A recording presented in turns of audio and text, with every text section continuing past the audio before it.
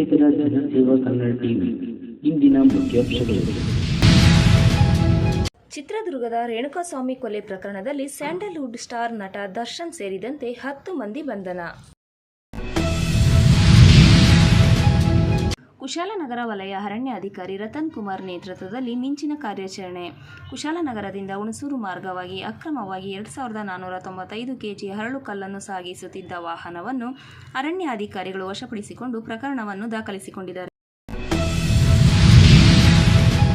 ಹಾಸನದ ಜೆಡಿಎಸ್ ಪಕ್ಷದ ಮಾಜಿ ಸಂಸದರಾದ ಪ್ರಜ್ವಲ್ ರೇವಣ್ಣರವರು ಜೈಲು ಪಾಲು. ಪೆನ್ಡ್ರೈವ್ ಪ್ರಕರಣಕ್ಕೆ ಸಂಬಂಧಿಸಿದಂತೆ ಸಾಮಾನ್ಯ ಕೈದಿಯಂತೆ ಕಂಬದ ಹಿಂದೆ ಪ್ರಜ್ವಲ್ ರವರು. ಕುಶಾಲನಗರ ಪಟ್ಟಣದ ಕೃಷಿ ಉತ್ಪನ್ನ ಮಾರುಕಟ್ಟೆ ಸಮಿತಿ ಆವರಣದಲ್ಲಿ ವಾರದ ಸಂತೆಯಲ್ಲಿ ಅಧಿಕಾರಿಗಳು ಕುಶಾಲನಗರ ತಾಲೂಕಿನ ತಹಸೀಲ್ದಾರ್ ರವರ ವಾಹನಕ್ಕೆ ದಾರಿ ಬಿಡದ ವ್ಯಾಪಾರಸ್ಥರು. ನಟ ದರ್ಶನ್ ಪವಿತ್ರಗೌಡ ವಿಚಾರಣೆಗೆ ಪೊಲೀಸರ ಸಿದ್ಧತೆ.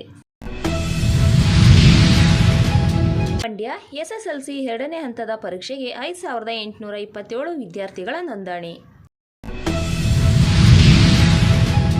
ವಾಲ್ಮೀಕಿ ನಿಗಮ ಅಕ್ರಮ ಆರೋಪಿಯಿಂದ 16 ಕೆಜಿ ಚಿನ್ನ, 10 ಕೋಟಿ ನಗದು ವಶ.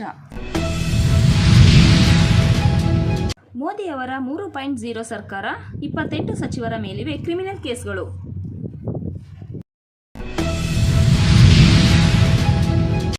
ಎಲ್ಲಿ ಹೋದರೂ ನಮ್ಮ ಪೊಲೀಸ್ ಸಿಂಗಂಗಳು. ಆಂಧ್ರ ಪ್ರದೇಶದ ಸಿಎಂ ಆಗಿ ಚಂದ್ರಬಾಬು ನಾಯ್ಡು ಅವರ ಪ್ರಮಾಣ ವಚನ ಸ್ವೀಕಾರ. ಮಂಡ್ಯ ಜಿಲ್ಲಾ ಕೆಡಿಪಿ ಸಮಿತಿ ಸಿಎಂ ದ್ಯಾವಪ್ಪ ಸೇರಿದಂತೆ 5 ನಾಮನಿರ್ದೇಶನ.